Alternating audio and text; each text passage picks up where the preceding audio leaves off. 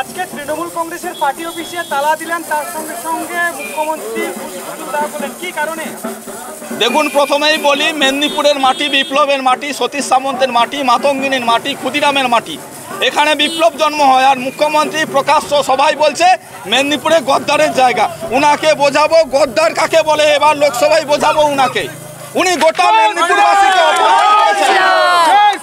আমাদের নাম শুনলে সমুদ্র ভারতবর্ষ শ্রদ্ধা করে, মেদিনীপুরের নাম শুনলে যে এখানটায় প্রতিবাদী মুখ, এখানে বিপ্লবের মুখ। আর উনি ভরা জনসভায় বলছে মেদিনীপুর গদ্দারের জায়গা।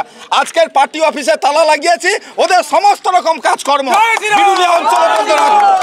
এখানটায় কোনো 2 নম্বরই চিটিংবাজি, চোর ছাত্রদের জায়গা হবে না। এটা আমরা ভারতীয় জনতা পার্টির কার্যকর্তা, আমরা দায়িত্ব নিয়ে বলছি। আজকে তালাটা লাগিয়ে দিয়ে গেলাম। ওদের কাজকর্ম যদি কোনো রকম রাজনৈতিক কাজকর্ম হয়, গদ্দার কাকে বলে সেদিন কিন্তু আমরা হাড়ে হাড়ে বোঝাবো মমতা ব্যানার্জি এবং তার চোরগুলা। আমার নাম প্রলয় পাল, আমি তমলুক সাংগঠনিক জেলা সহসভাপতি। আমার সঙ্গে আছে জেলা পরিষদের পূর্ব মেদিনীপুরে বিজেপি জয়ী প্রার্থী অরূপ জানা।